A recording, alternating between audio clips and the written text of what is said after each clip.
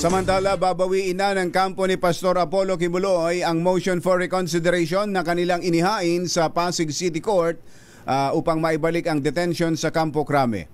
Ayon kay Attorney Israelito Torion, legal counsel ng pastor, bagaman naniniwala sila na mas ligtas ang akusado sa Campo Crame, ngunit hindi na sila umaasa na ito'y mapagbibigyan.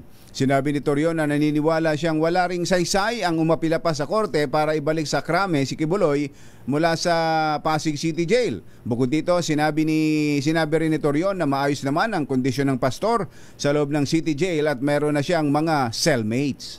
Yun ang importante doon.